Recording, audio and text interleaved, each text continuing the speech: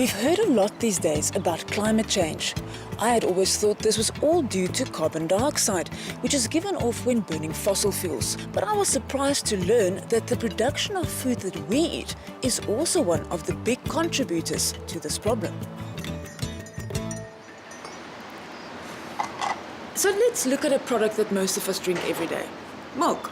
We pour it onto our cereal, we add it to our coffee. But have you ever really stopped to think about the impact that the production of such a product has on the environment?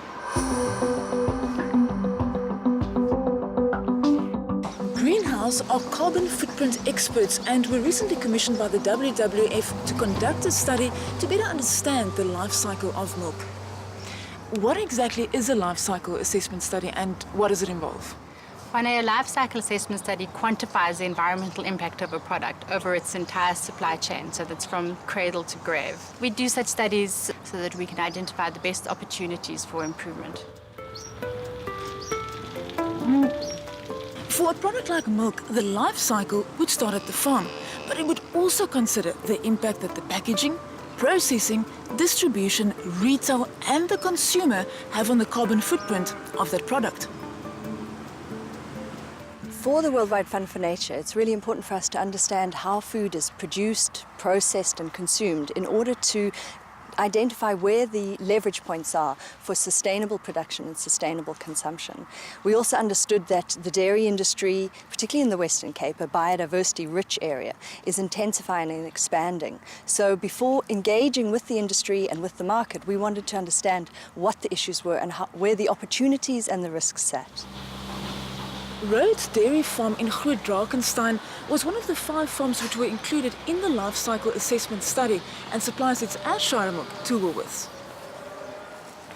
Why did Rhodes Dairy Farm get involved with this project? Well, we're always looking at, as part of our strategy, to continuously improve on our operations and business.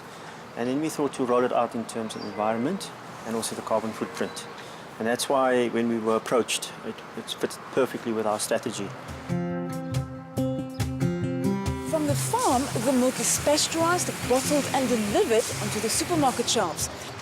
And in order to evaluate and monitor this part of the process, WWF and Greenhouse teamed up with Woolies. Why did Woolworths get involved with the study? It was an opportunity for us to really understand the impacts of the dairy farming industry and also to be part of the first full life cycle assessment study in South Africa as part of our broader partnership work with WWF. A key part of our Good Business Journey program is to focus on sustainable farming and to have the right information available to make really informed decisions about what the key areas are that we need to focus on. After evaluating the full life cycle of milk, the study identified a few key areas which were responsible for the largest contribution of greenhouse gas emissions. Somewhat as expected, we found the farm dominates the environmental impacts. So it accounts for about 60% of the carbon footprint and more than 95% of the water and land impacts. What was interesting for us was to see how we differed from studies done in the rest of the world. And we found that the processing of the milk and retail and the consumer contributed proportionally more, possibly, than we were expecting. And we attributed that to the very carbon-intensive electricity we have here in South Africa. If you consider that it takes 1,000 litres of water to produce 1 litre of milk, you understand that the waste of milk going sour in the bottle or in the cereal bowl has significant implications. And our message would really be to people to cherish what's in the bottle. By knowing which parts of the process have the largest impact on carbon footprint, it's possible to put all the energy and all the focus into improving those parts and ideally leading to a drop in greenhouse gas emissions. Tony, what did the study highlight for you as a farmer? Well, it highlighted the fact that 60% of the carbon footprint sits on the farm, and we found that it would be important for us to address these issues.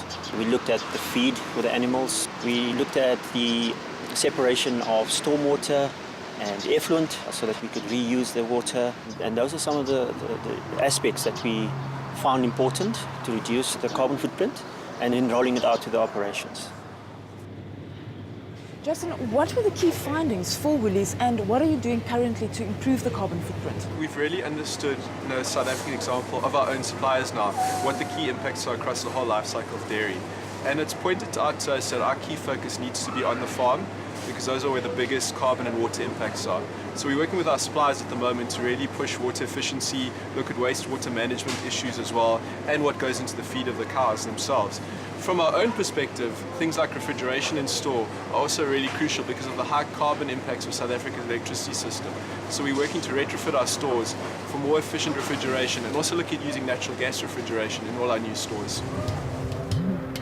And the study also highlighted that one of the hotspots lies with us, the consumers of milk.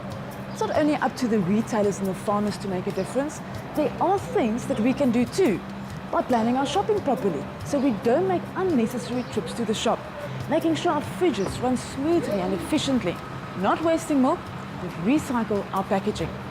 Fact is, we can make a real change to the carbon footprint of products like milk.